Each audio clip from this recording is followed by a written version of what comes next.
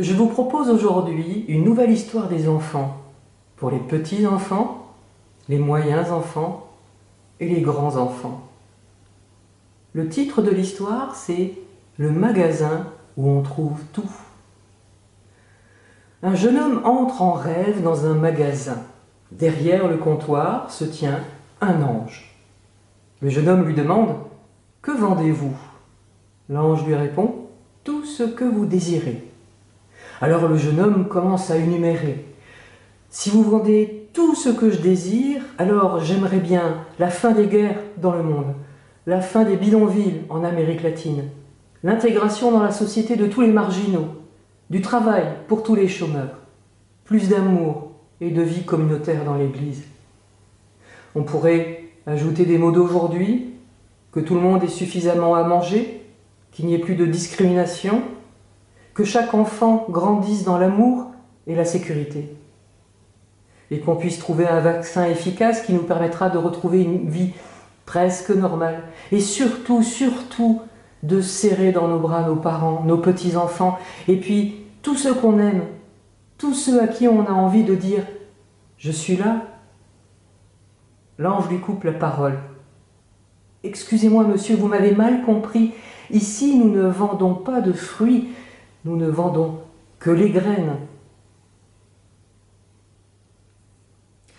À la fin de l'histoire, on est franchement déçu. Dans ce magasin qu'on croyait incroyable, car il vend tout ce qu'on désire, il n'y a pas tout ce qu'on désire. Un peu comme aujourd'hui avec les magasins fermés ou pas fermés, des rayons inaccessibles, la différence qu'on fait entre articles essentiels et articles non essentiels, ça devient parfois compliqué. Donc là, forcément, le jeune homme qui est entré là pensait entrer dans un magasin de rêve, pensez-vous. On peut acheter tout ce qu'on désire. Et vous remarquerez qu'il n'a pas cédé à l'égoïsme en choisissant des choses pour lui, comme un meilleur salaire, une belle maison, gagner au loto par exemple. Non. Il pensait qu'il y avait en rayon la paix dans le monde. Il pensait qu'il y avait en rayon du travail pour tout le monde, ou encore de l'eau potable partout dans le monde, pour tous les habitants.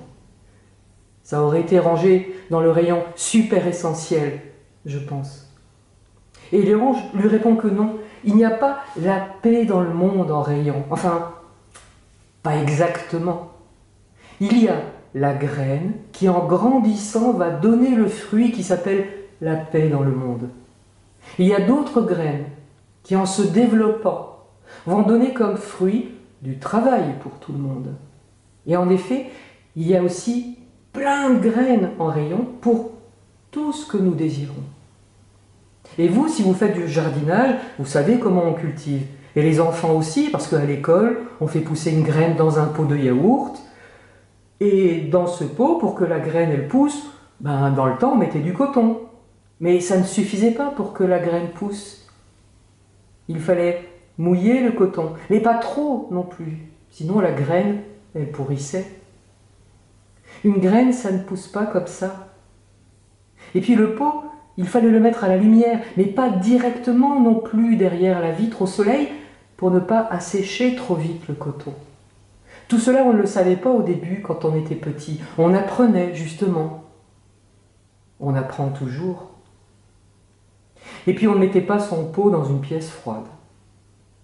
Donc pour que la graine pousse bien, dans la terre ou dans le coton, il fallait de l'eau, juste ce qu'il faut. De la lumière, juste ce qu'il faut. Et la température, juste comme il faut. Et la graine, alors, elle pouvait commencer à sortir de son sommeil. Parce qu'en fait, la graine, c'est un fruit qui dort. Un fruit en devenir qui dort. Et si ce jeune homme qui entre dans le magasin des rêves achète la graine de la paix dans le monde, ou de la solidarité, ou de l'amour dans toutes les familles, il y a dans la graine la paix dans le monde, toute concentrée, prête à germer, à grandir, à se développer et à donner des fruits, si on lui donne la bonne terre, suffisamment d'eau, mais pas trop, si elle est placée à la lumière, mais pas trop, et qu'on maintient une bonne température. Bref, c'est faire un travail de jardinier essentiel. Tout ce qu'on désire, Dieu le met à notre disposition. Des fruits qui dorment encore dans leurs graines pour nous apprendre notre métier de jardinier. C'était le premier métier d'Adam, c'est toujours notre métier. Le savons-nous? C'est dans la Genèse où on lit « Dieu prit l'homme et le plaça dans le jardin d'Éden pour le cultiver et pour le garder. » Alors aujourd'hui, demandons les graines dont le monde a besoin et cultivons-les pour que le jardin de Dieu verdoie. Mettons à profit le temps de l'Avent, un temps de réflexion et de partage, pour penser à tout ce que nous pouvons semer, comment nous pouvons prendre soin de toutes ces plantules qui vont montrer le bout de leur tête. Et ça, même si nous ne sommes pas des jardiniers professionnels. Le Seigneur ne nous demande pas d'être des professionnels. Il attend que nous agissions avec notre cœur. Amen.